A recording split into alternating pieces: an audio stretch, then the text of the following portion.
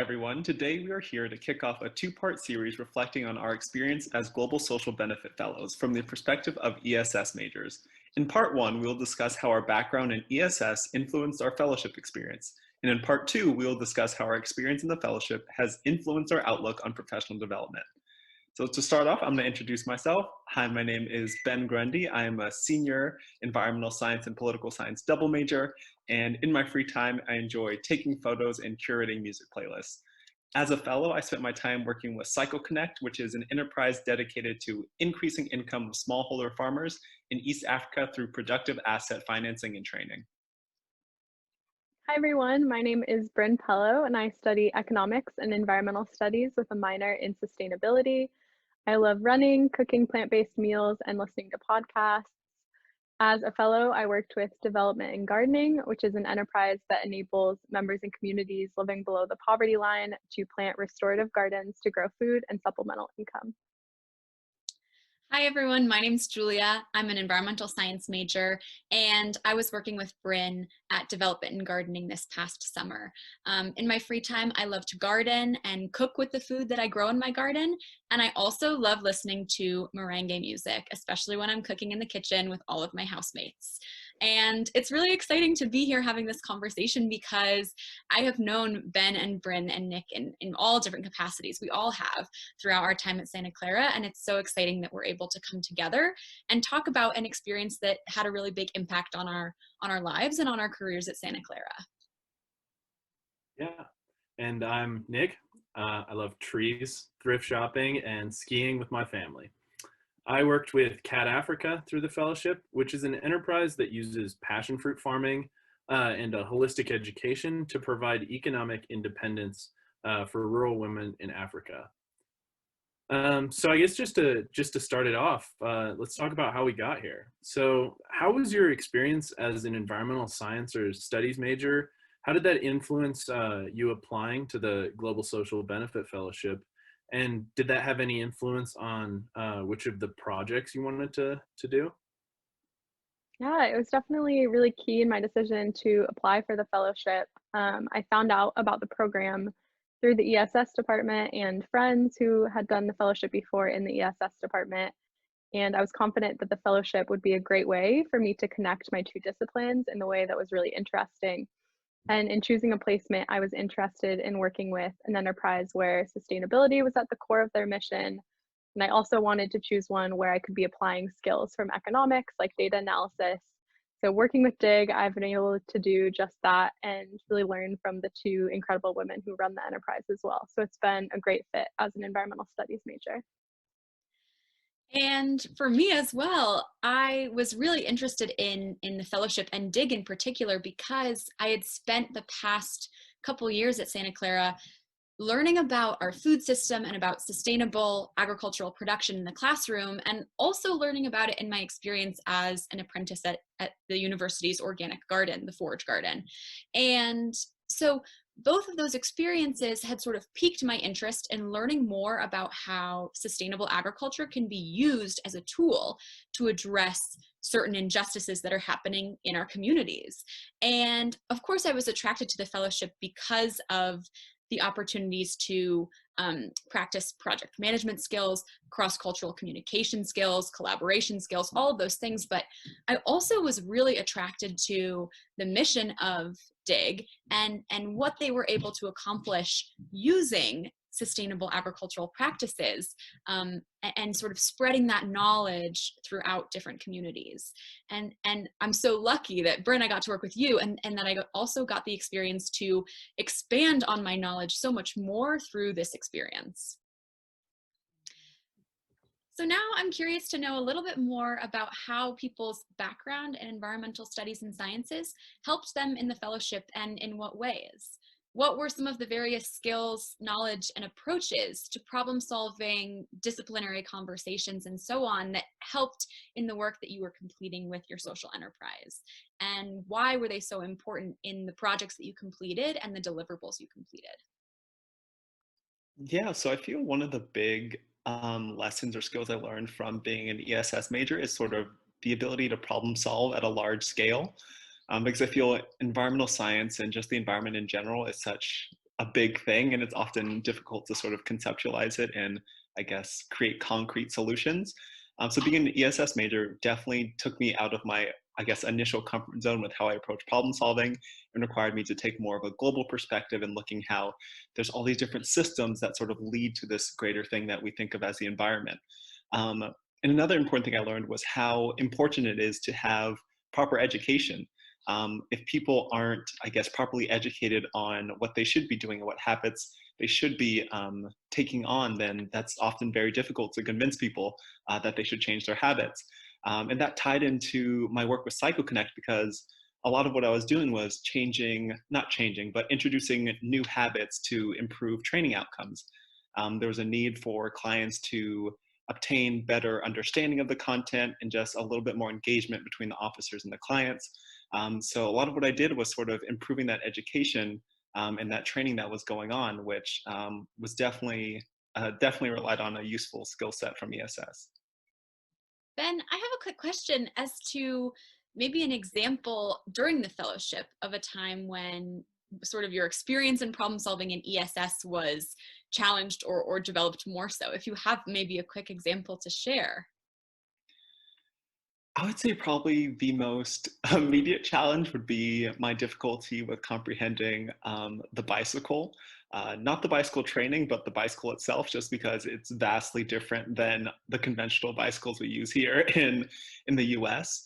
And it was a process of sort of overcoming a language barrier just in how things were being described, and really trying to put things into perspective and trying to reach a common understanding of how to explain how this bicycle operates and what it looks like. Um, and I guess using the problem solving skills of just taking it slowly, understanding, taking different approaches. But yeah, it was an interesting experience, but I definitely feel I had a successful outcome with understanding the bicycle. That's awesome. Thanks. Yeah, I can definitely resonate with what Ben is saying about problem solving. That was definitely the biggest thing that I got out of my ESS major that I was able to apply to this. Kind of like Ben, I wasn't able to apply, I guess, so many technical skills as far as like the field research skills that I've gained through my major, but problem solving was big, especially in needing to understand like the whole issue at hand. I worked with a lot of mental health issues, and that's not something I'm super comfortable with. So if I was going to be able to address it in this situation, I needed to understand, I guess the full problem and what was going on in order to have any hope of even addressing it. And being sure to try to address the underlying issues and factors that are causing a problem.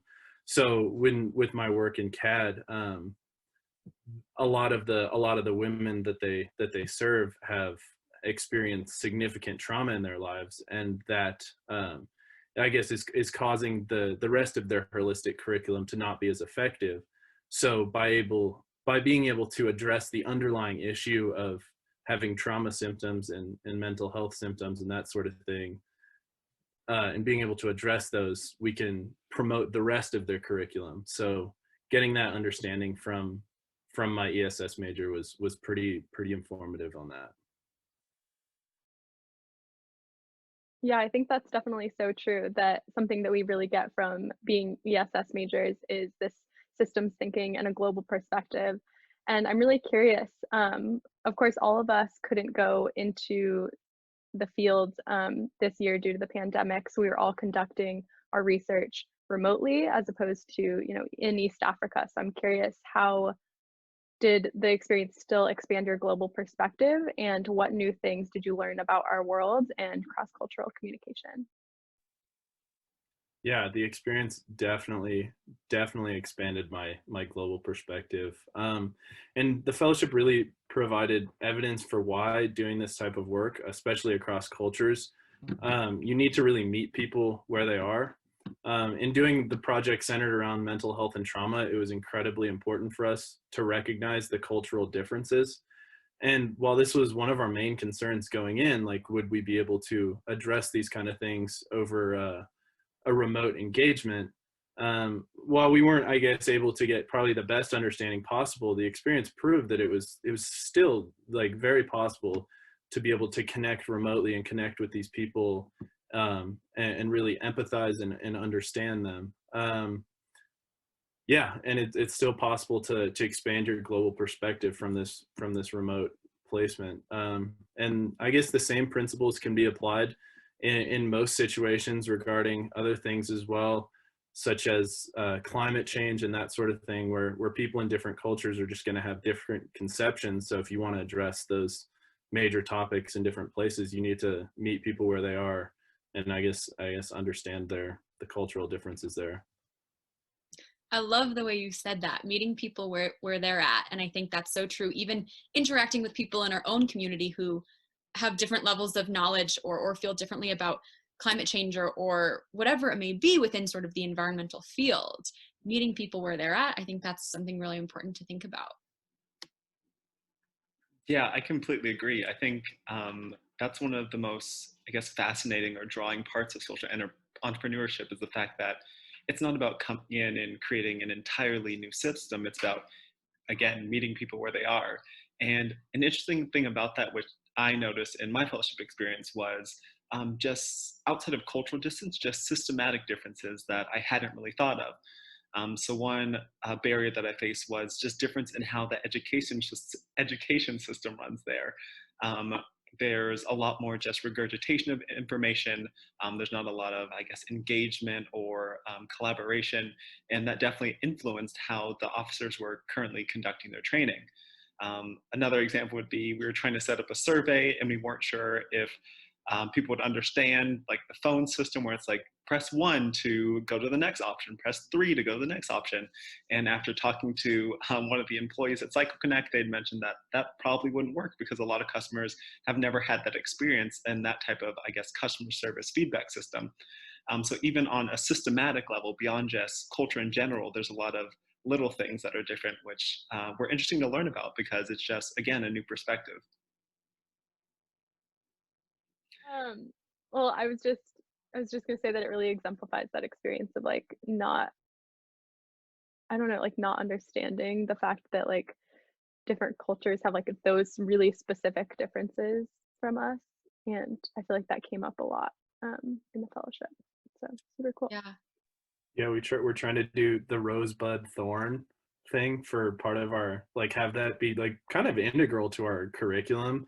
But like we like had to figure out first if they even had roses in Uganda, like if that would be like thing. And then like just trying to find like if there would be a better substitute for that. And there's literally just so many little things that like we just are just so ingrained in our minds, or like so like simple for us. But Yeah. Yeah, I think it's really interesting that we all have those, I guess, specific experiences. I'd love to hear more. So, like, what specific experiences in the fellowship have influenced your current thinking about global sustainable development in general? Yeah, so the whole experience for me was really formative in my understanding of sustainable development. Between the social entrepreneurship class itself, I learned so much, and my work with development and gardening. Prior to the fellowship, I had a pretty good understanding of sustainable development from a Western lens, in my own ideologies from my studies in both California and in Denmark. So for me, it was really about getting this greater global context, and really also helped me to understand how important community context is for implementing practices or starting enterprises that contribute to sustainable development goals.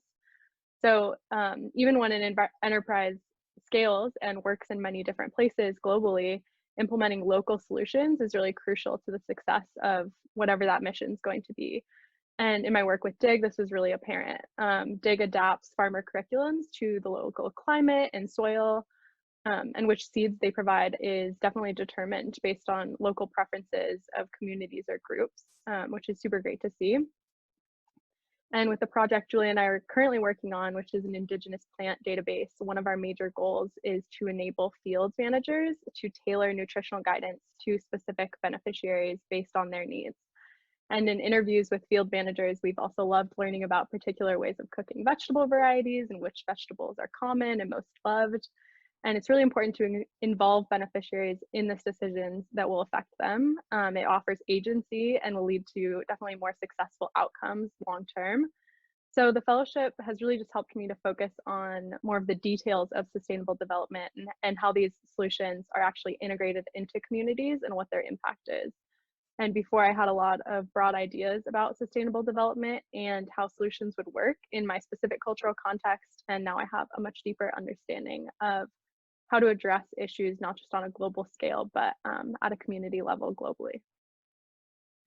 Oh my gosh, Bryn, I like can't stop smiling. I love everything you just said. I mean, it's so true and so telling of DIG and their mission and our experience. I mean, I don't know about for you, but for me, I sort of didn't realize the impact and the value and the fact that DIG's work is so grounded in the communities that they serve until this past quarter. I've been taking a class that is all about agricultural development in Latin America. And we've learned about agroecology, which is really just, you know, the integration of farming techniques that are based in these really ecologically beneficial principles.